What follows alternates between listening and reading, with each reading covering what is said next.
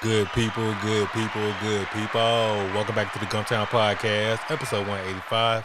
I'm Doug B. If you tuned in to this podcast, thank you for your time and your attention. I really appreciate you giving it a shot. Today's guest is the founder and owner of Go Pretty Aesthetics Lab LLC. I'm looking forward to this conversation. I'm sure we'll all be inspired by her story. Let's chop it up with Jennifer Payton. Jennifer, how's it going? It's going good. How's it going with you? Glad to hear that. And all is well on my end too. First things first, thank you for taking time out of your schedule to chop it up with me. I really appreciate it. Well, thank you for having me. Yes, ma'am. Of course, we're here to talk about all the great things you got going on in business with Go Pretty Aesthetics Lab LLC. But before we talk business, let's get to know the woman behind the brand. Born and raised in Gulfport, Mississippi, what was your upbringing like in the SIP?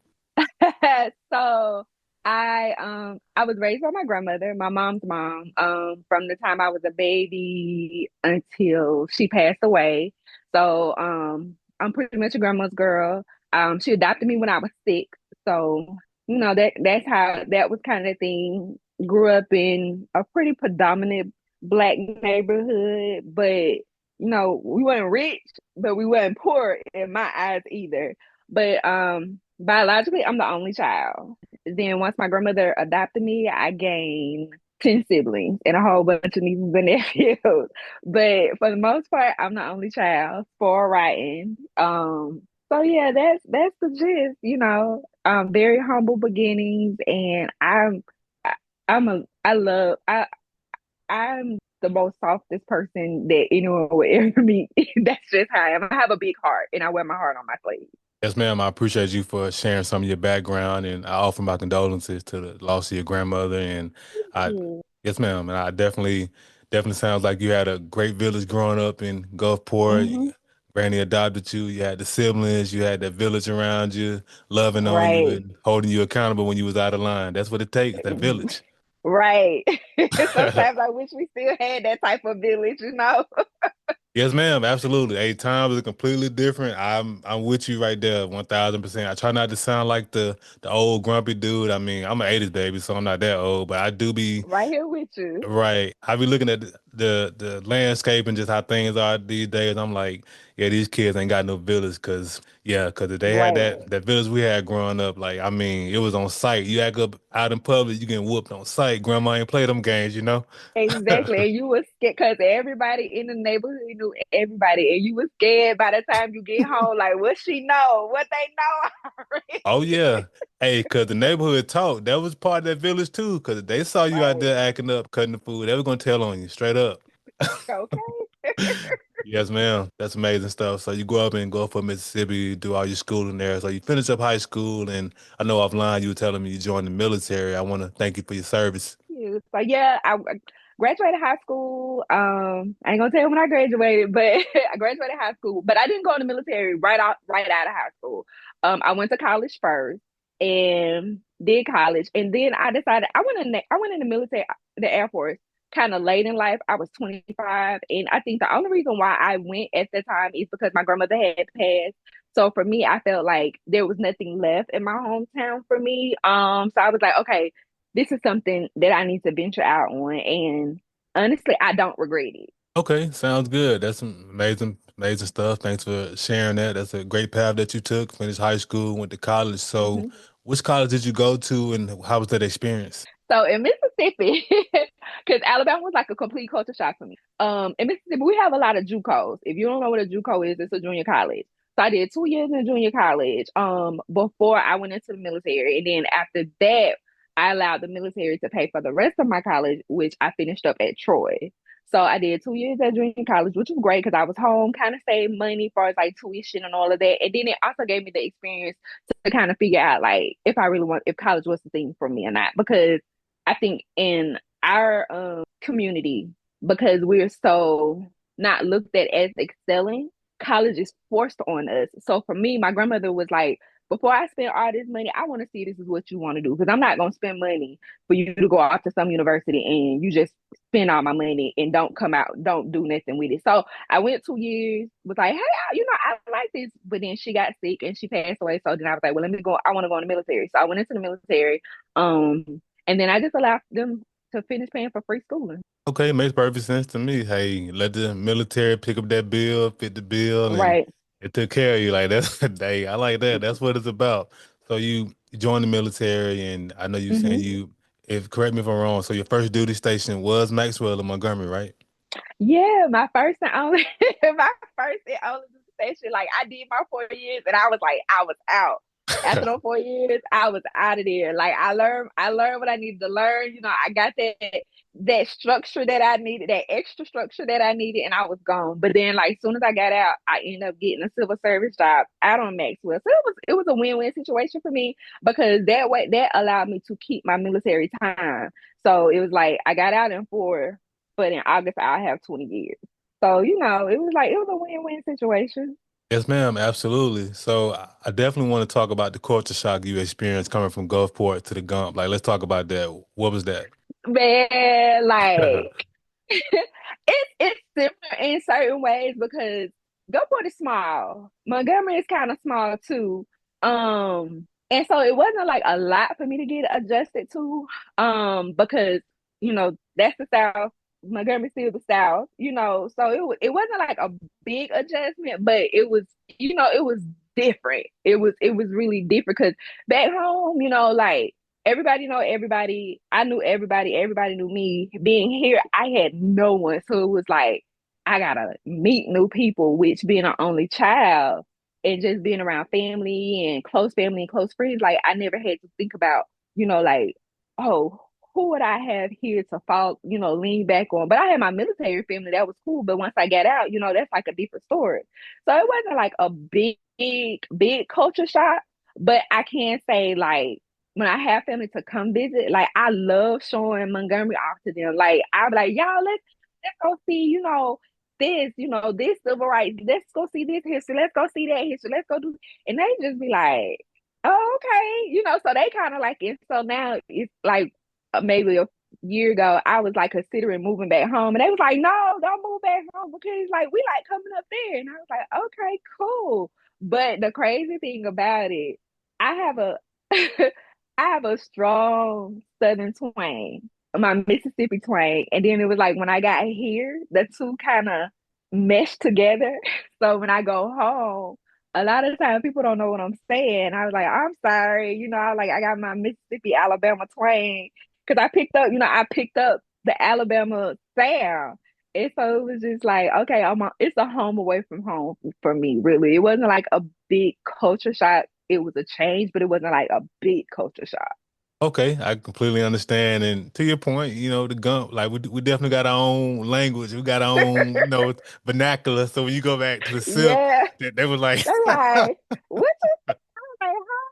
And I'm like, you they're like, yo, because I kid you not, it was New Year's. I went home and my best friend, we went to the tattoo shop to get tattoos, and it was crazy. I was talking to her, and the guy he was like, what did she just say? And my best friend repeated it. He said, how was she saying? She's like, that's my best friend. I picked it up by now. He was like, but what language is she speaking? And she was like, it's a little Mississippi and a little Alabama tied into each other. I say, no, sweetheart.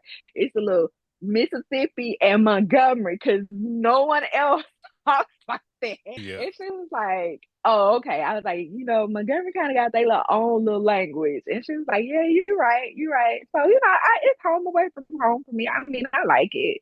Yes, ma'am. Absolutely. You spot on. You won't get no debate from me on that. Like the Gump, we definitely got our own language and you spot on with that. So that's great. And that's amazing that you were able to move up to Montgomery and by way of the military and mesh Hmm. well with the city and that's great stuff. So you do 4 years active duty and then you were able to transition right into civil service. I also was Yeah. reading, yes, ma'am. So how was that? Well, let me ask you this. How was that transition into civil service and how was that experience once you went from active duty to civilian?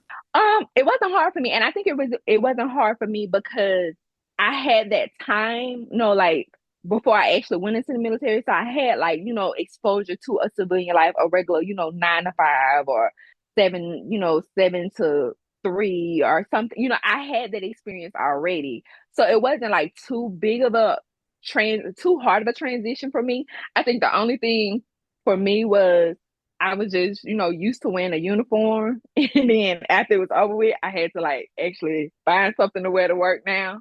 But it wasn't too hard of a transition because, like I said, I had that civilian exposure before where I had jobs where, I had a set time to get in, a set time to get off, stuff like that. So it wasn't too hard of a transition versus someone who was high school, went from the military straight out of high school, and all they knew was the military and coming out. That would probably be a hard transition for them. But for me, I didn't have that issue. Okay, and that makes perfect sense, and that's good stuff. You were able to transition right out of active duty into becoming a civilian, working in the government, and being able to maintain that clearance. Because once you got it, you got it. You good. Hmm.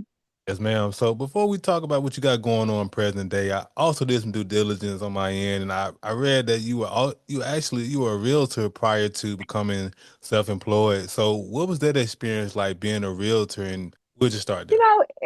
It's crazy because unless you know me, a lot of people never they don't know that I was once a realtor. So yeah, I was a real estate agent for about 5 years.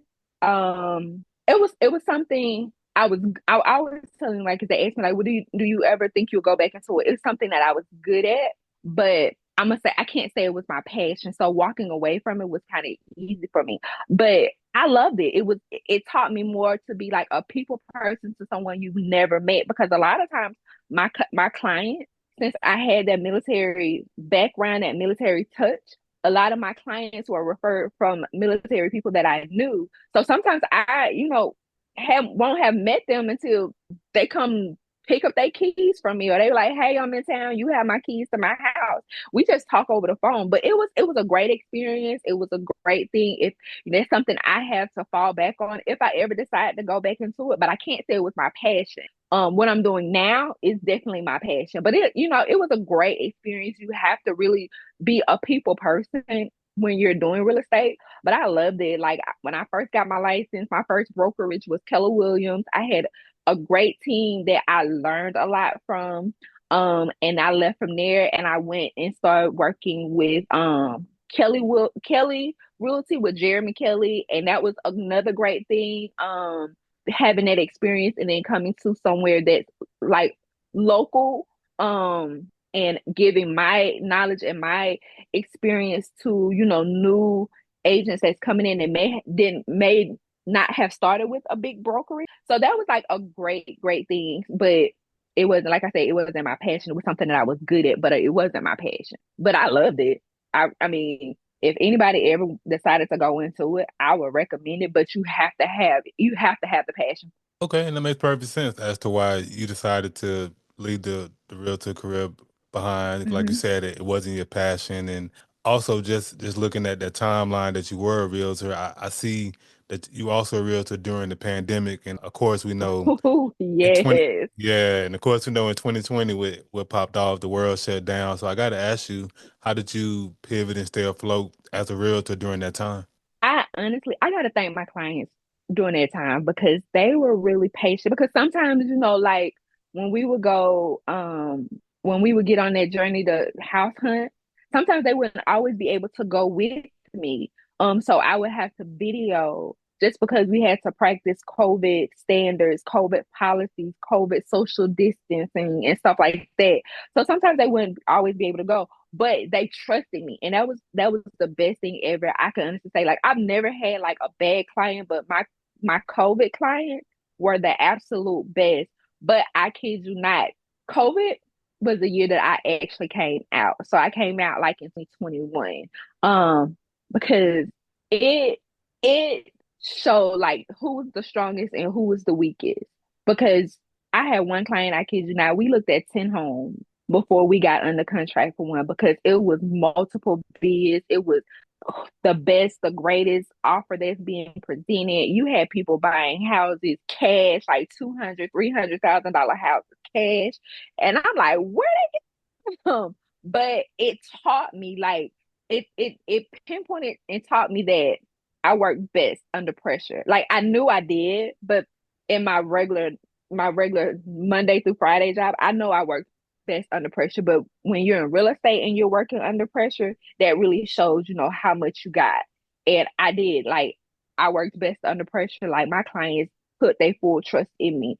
And I just decided after my last client, which I was like dual with them, I helped them find a house and then I sold their previous home.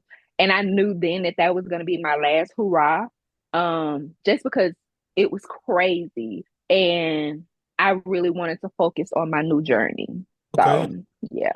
Okay, and that's awesome stuff, and that makes perfect sense. Just hearing you talk about that journey and just the ebbs and flows and just how crazy it was being Mm-hmm. able to perform under Because I pressure. could, Yes, ma'am. Go right? ahead. Because COVID, like I was in aesthetic school, working a full-time job and doing real estate all at the same time. So yeah, it was I was busy.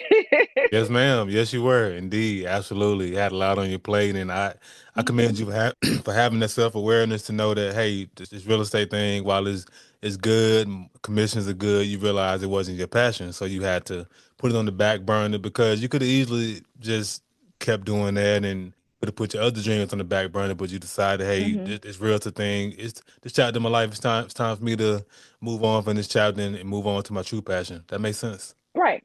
Right. And when I made the decision to walk away, my broker at the time, like he fully supported it. You know, he was like, I know who you are and I know that this decision you just make on a whim. And I honestly didn't like I honestly thought about it because I was like, dang, like am I letting, someone down? Am I letting myself down? But I was like, I'm good at it, but it's not my passion. And I feel like anyone who's doing something and it's not their passion, are you really giving it 100% of yourself? Like I started out giving it 100% of myself because I was new. So I felt like I had to prove myself. But then once I realized, like once I actually like sat down and thought about it, I was like, this is so not my passion. And then once I got into aesthetic school, I was like, this is my passion. Like, this is something that I've always wanted to do. So, like I prayed about it and I was like, this, after my last client, after I finished up with them, I was like, this is it. Yes, ma'am. That's awesome stuff. So you had all that on your plate at one time: Hmm. military, realtor, aesthetic school. So let's talk about what you got going on at Go Pretty Aesthetics Lab LLC. So I'm big Look into, at you, like, look ma'am. at you know how to pronounce it. Because a lot of people Hey, don't know what hey, Jennifer. I've been to New Orleans a few times. I know. Hey, I know about that Go. it's crazy because let me tell you, so people will be like, I was renewing my business license, and the clerk was like, "What does that say?" And I was like, "What do you mean?" And she was like, "The first word." I say, "Tell me what you think it said." She said, "I don't know." I said, "It's Wow. go." She was like, "Huh?" I said, "It's a Louisiana thing." And she was like, "Where did you come up with that?" I was like, "It's family ties." And she was like, "Oh my." And I was like, "Wow," because a lot of people don't real. I guess if you don't think about it or Right. you're not familiar with that culture, you don't. It'd be like, what is that? What did she just put together? So I'm like, no. But for you to say it, and I'm like, oh, wait a minute, Yes, ma'am. Hey, I've been to NOLA a few times. I love NOLA and like those different little spellings and stuff like that. Like that's how I was okay. able to pick that up. I was like, okay, okay, go with the like that with the Creole spin. I think that's what they Right. call it. Yeah. Okay. Yeah, So the Creole spell. Creole. Okay. So let's talk about the brand names. I'm big into brand names and just origins and things like that. So what inspired you to name your company Go Pretty Aesthetics Lab? So Go Pretty Aesthetics Lab came from my father's side. My father's side of the family is very French Creole oriented. His mom is my dad's mom was Native American and his dad was French Creole. So it kind of tied me into that because my grandfather and my grandmother used to speak it as well. They used to speak to each other in Creole. So it was kind of cool. I couldn't pick it up, but they would talk to each other, like that. And then like my after my grandfather passed, my grandmother when she would get upset with like my dad, her other kids, like that's how she would talk to them. So it kind of like tied me into that because I didn't really grow up around my dad's family. I didn't start going around them till I was like 13 years old. 13? Yeah. And so like that was like what kind of tied me into it. And I was just attached to it ever since. Like I just wanted to learn more about their background, their upbringing, and like where did I come from? Because I didn't have the opportunity to grow up around them like my other cousins did. So that's where it came from. Like it's just something that's dear to me. It's a part of me, it's a part of my heritage, my lineage. So that's where it came from. Okay, yes, ma'am. That makes perfect sense. Paying homage to your dad's side of the family, and no, that's Hmm. great that you getting a chance to do that with the business and all the great things you got going on with the business. So let's talk products and services. What you got going on? So go for the aesthetics lab. I am more so of a um a corrective skincare specialist. Basically, I specialize in just corrective skincare, whether it be acne, hyperpigmentation, where it means like sometimes you ever notice like you may have like darker spots in your face. The darker spots are hyperpigmentation. I educate my clients on how we're gonna treat that, how to prevent that from, spreading, getting darker. I stress the use of sunscreen to my clients. I have teenage clients because I feel like for me, I wasn't taught because like I told you, I was raised by my grandmother. So my grandmother did old school everything. If you had a bump in your face, put alcohol on it. If this wasn't right, you put witch hazel on it. Like that's what I was taught. And my goal is to teach the younger community the proper way to take care of their skin. The fact that yes, we are melanated individuals. We have melanin in our skin, but it's very important that we use sunscreen. Do we have a high percentage of developing skin cancer? No, we have a small chance, but the sun does affect our skin. So those are the type of things that my goal is more of teaching the younger generation on how to properly take care of their skin. Sometimes I find myself teaching older generation on the proper way of taking care of their skin. I specialize in small body waxing, which is eyebrows, face, underarm, legs. I do some makeup. I won't say I'm a makeup artist. I love doing makeup, but my overall focus is on corrective skincare, the proper way to take care of your skin. Love your skin because you only get one. Mm. Yes, ma'am. That's powerful stuff, and that makes perfect sense what you're saying in terms of like educating clients and just Hmm. being that vessel to teach them proper skincare. Because I'm with you 1,000%. Like I grew up in the country. My grandparents raised me, and skincare wasn't something they. I mean, they did the best that they could, but like you said, you get Right, a bump, alcohol peroxide. When it came to right, right. washing your face with Irish Spring. No. Right. And it's so crazy because like I have male clients and first thing I'm gonna ask my male clients, like, tell me what's your skincare regimen? They look at me like, what? Right. I said, what do you clean your face with? Oh, would I take a shower with? Absolutely not. Like, Right. no, that is not for your face. I always like your face and your body, that's like two, it's all connected, Right. but that's two separate things. I'm like, no, here we go. Let me get you on a good regimen. Let me get you these products that I recommend. And believe it or not, like I've really started to have a lot of male clients come in who like, hey, I want to learn how to properly take care of my skin. I want to learn what products should I be using on my face. How do I properly take care of my face? Like it's funny because I had one guy, I was like, like tell me your regimen. He was like, oh, I just wash my face when I get in the shower. I was like, well, do you wash it at night? Do you cleanse it at night? No.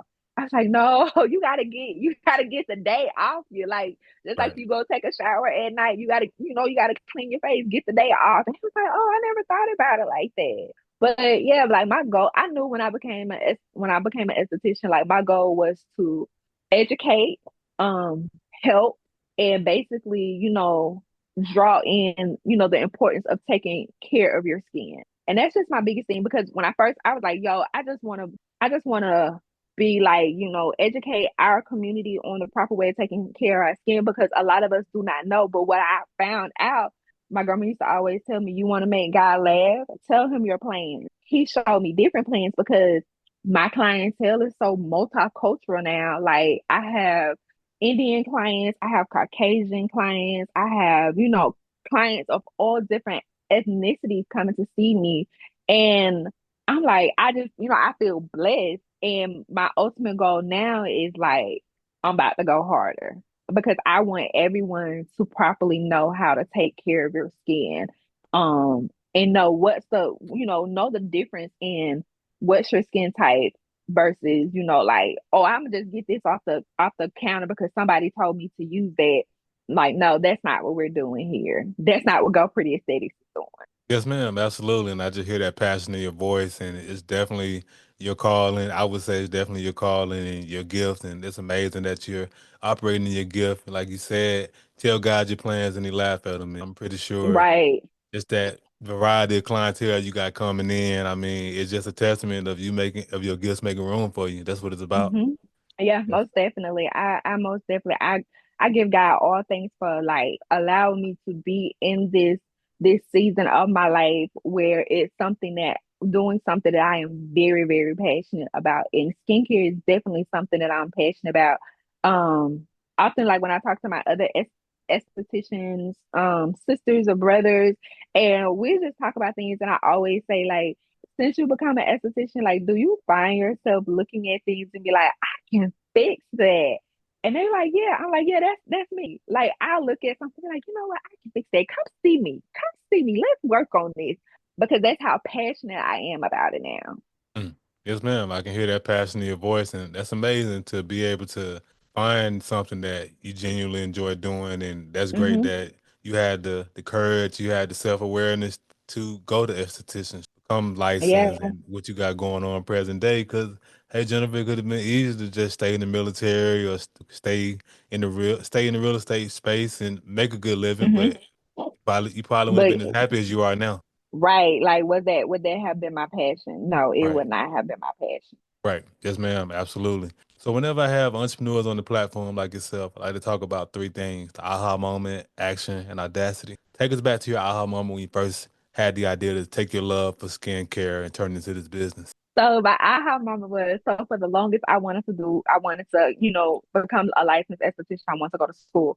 And Montgomery, you have more you at the time, you had more cosmetology schools.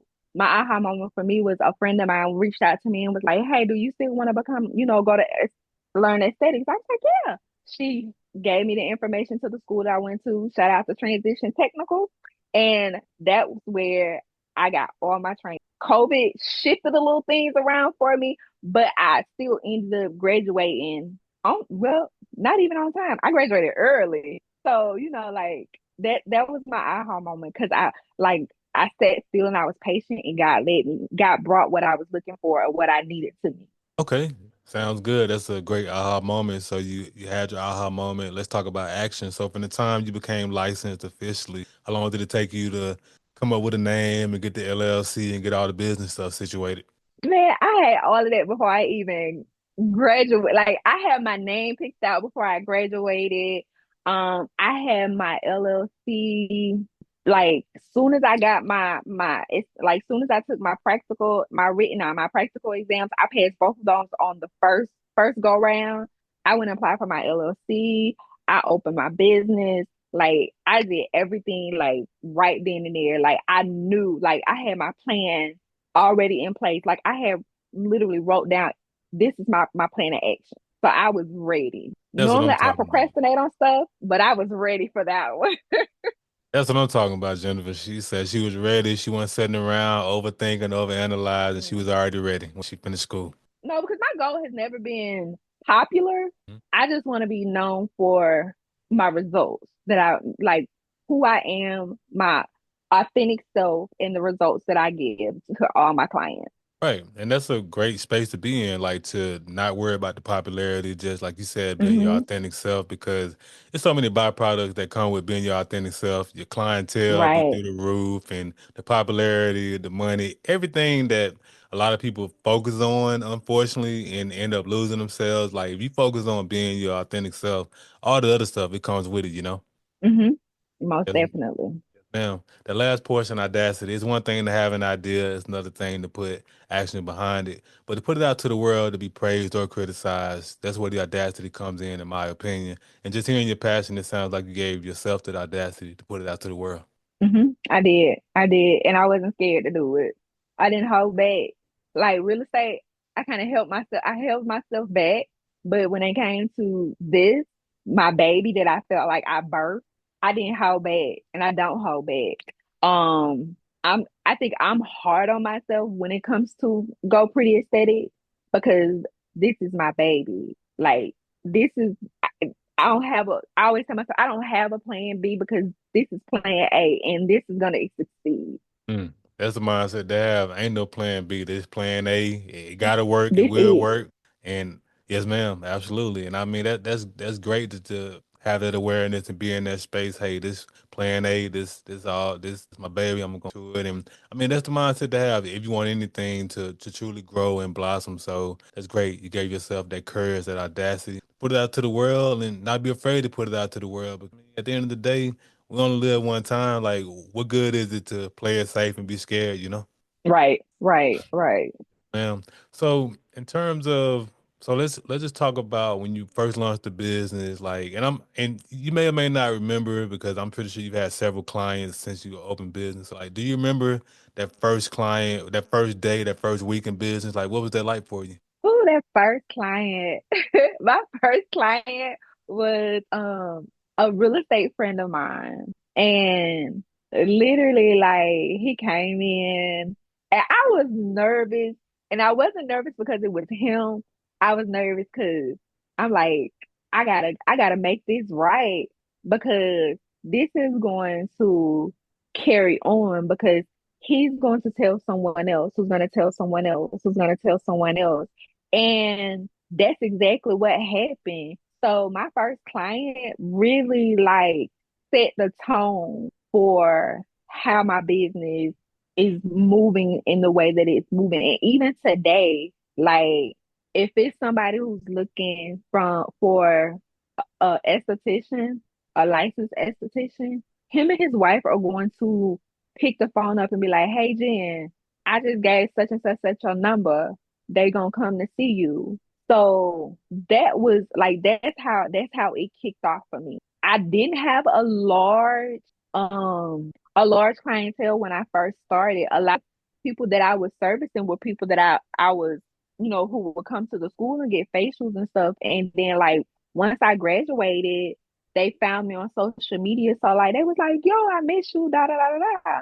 And so that's how I was thinking. But I didn't start off with a lot because I didn't, even though I've been in Montgomery for so long, to me, I still don't know a lot of people. So I had to like build it from get it as as a lot of young people. So I had to get it out the mud. Like Right. everything in my business, I financed myself out of pocket, money that I had saved. Like that's how I got everything that I got. So I think for me, it gives me a little bit more appreciation along with my clients. Like my clients, I appreciate them. The ones that come see me faithfully, I appreciate them. The ones that I may see every so often, I still appreciate them the same. Hmm.